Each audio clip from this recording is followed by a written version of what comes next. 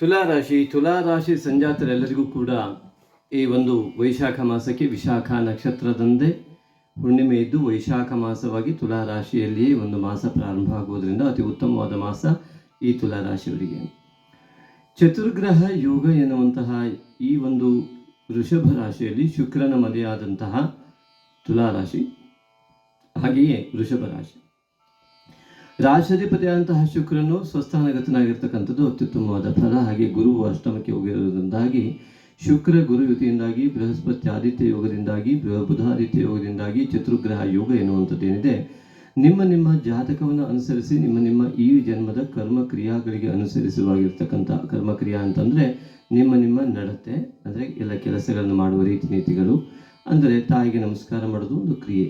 ಆ ರೀತಿಯಾಗಿ ತಾಯಿ ತಂದೆ ಗುರು ಗಣಪತಿಯ ಆರಾಧನೆ, ತಾಯಿ ತಂದೆಗೆ ನಮಸ್ಕಾರ, ಗುರು ಹಿರಿಯರಿಗೆ ಗೌರವ ಕೊಡುವಂಥದ್ದು, ಇದು ಕ್ರಿಯೆ ಇತ್ಯಾದಿಗಳು ಎಲ್ಲವೂ ಕೂಡ ಯಾವ ಕೆಲಸವನ್ನು ನೀವು ಯಾವ ಭಾವದಿಂದ ಮಾಡ್ತಾ ಇದ್ರೋ ಅದರ ಮೇಲೆ ನಿಮಗೆ ಈ ಒಂದು ಉತ್ತಮ ಫಲವನ್ನು ಅನುಭವಿಸುವ ಯೋಗ. ಯಾಕೆಂದರೆ ಅಷ್ಟಮದಲ್ಲಿರುವಾಗ ಎಲ್ಲ ಗ್ರಹಗಳು ಕೂಡ ಉತ್ತಮವಾದ ಫಲವನ್ನು ಕೊಡೋದಕ್ಕೆ ಸಾಧ್ಯ ಇರುವುದಿಲ್ಲ. ಆದರೆ ಇದು ಸ್ವಾಭಾವಿಕವಾದಂತಹ ಮಾತು. ಆದರೆ ಇದನ್ನು ಕೂಡ ಪಡೆಯುವ ಯೋಗ ಅವರವರಿಗೆ ಇದ್ದೇ ಇರ್ತದೆ. ಹೇಗೆ ಬೆಳಕಿನಲ್ಲಿ ನಡೆದುಕೊಂಡು ಹೋಗುವುದು ಸ್ವಾಭಾವಿಕ, ಆದರೆ ಕತ್ತಲೆಯಲ್ಲಿ ನಡೆಯುವುದು ಕಷ್ಟ ಅಷ್ಟೇ.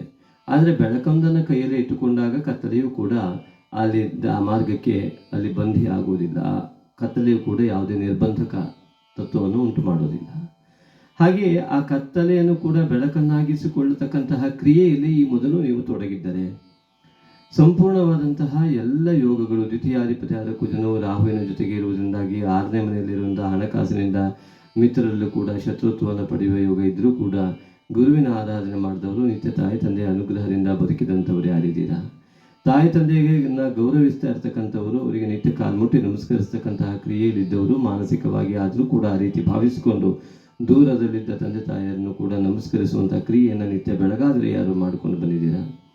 ಹಾಗೆ ಗುರು ಆರಾಧನೆ, ಗಣಪತಿ ಆರಾಧನೆಯನ್ನು ಯಾರು ಮಾಡ್ಕೊಂಡು ಬಂದಿದ್ದೀರಾ? ಅವರಿಗೆಲ್ಲರಿಗೂ ಕೂಡ ಕುಲದೇವತಾ ಆರಾಧನೆ ಮಾಡಿದವರಿಗೆ ಚತುರ್ಗ್ರಹ ಯೋಗ ದುಷ್ಫಲವನ್ನು ಬಿಟ್ಟು ಸುಫಲವನ್ನೇ ಕೂಡ ನೀಡುತ್ತೆ. ಪಂಚಮದಲ್ಲಿರ್ತಕ್ಕಂತಹ ಶನಿಯು ಕೂಡ ಉತ್ತಮವಾದ ಫಲವನ್ನು ಕೊಡುವ ರೀತಿಯಲ್ಲಿ ನೀವಿದ್ದಾಗ, ಖಂಡಿತವಾಗಿಯೂ ಅಹಂಕಾರ ರಾಹಿತ್ಯತೆ ನಿಸ್ವಾರ್ಥತೆ ನಿಮ್ಮಲ್ಲಿದ್ದಾಗ ಆ ಪಂಚಮ ಶನಿಯಿಂದ ಉತ್ತಮ ಜ್ಞಾನ ಲಭ್ಯವಾಗುವಂತಹ ಎಲ್ಲ ಯೋಗಗಳು, ಪುತ್ರ ಆದಿಗಳಿಂದ ಉತ್ತಮವಾದಂತಹ ಸಂಪೂರ್ಣವಾದ ಸಹಕಾರ ಇತ್ಯಾದಿಗಳು ಸಿಗುವತಕ್ಕಂತಹ ಎಲ್ಲ ಯೋಗಗಳು ಕೂಡ ಖಂಡಿತವಾಗಿ ನಿಮಗೆ ಕಂಡು ಬರ್ತಾ ಇದೆ. ಹಾಗಾಗಿ ಆತ್ಮೀಯರೇ, ನೀವು ಈ ತುಲಾರಾಶಿ ಸಂಜಾತರಾಗಿದ್ದಲ್ಲಿ ಶುಕ್ರಾದಿತ್ಯನ ಒಂದು ಯೋಗದಿಂದಾಗಿ ಅನೇಕ ವಿಧವಾದ ದೇಹದಲ್ಲಿ ವ್ಯತ್ಯಾಸಗಳು, ಏಕಾದಶಾಧಿಪತಿಯಾದ ರವಿಯಿಂದಾಗಿ ಉತ್ತಮ ಲಾಭಾಂಶವನ್ನು ಕೂಡ ಪಡೆಯುವ ಯೋಗವನ್ನು ನೀವು ಪಡೆದಿದ್ದೀರಾ. ಈಶ್ವರ ಆರಾಧನೆ, ದುರ್ಗಿ ಆರಾಧನೆ, ಗುರು ಆರಾಧನೆ, ಆಂಜನೇಯ ಆರಾಧನೆ, ಈ ಒಂದು ತಾಯಿ ತಂದೆ ಗುರು ಗಣಪತಿ ಕುಲದೇವರ ಆರಾಧನೆಯ ಜೊತೆಗೆ ಮಾಡಿದಾಗ ಒಂದು ವಿಷಯ, ಒಂದೊಂದು ದಿವಸ ಒಂದೊಂದು ದೇವಸ್ಥಾನಕ್ಕೆ ಹೋಗ್ತಾ ಇದ್ದೇನೆ ಅನ್ನುವಂತಹ ಚಿಂತನೆಯನ್ನು ನೀವು ಮಾಡಿಕೊಂಡಿದ್ರೆ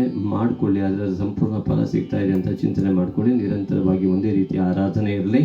ಆಗ ಮಾತ್ರ ನಿತ್ಯ ತಾಯಿ ತಂದೆ ಎನ್ನುವಂಥದ್ದೇ ಅತಿ ದೊಡ್ಡ ದೇವಾಲಯ. ಗಣಪತಿಯ ಕಥೆಯಲ್ಲೂ ಕೂಡ ಬರ್ತದೆ.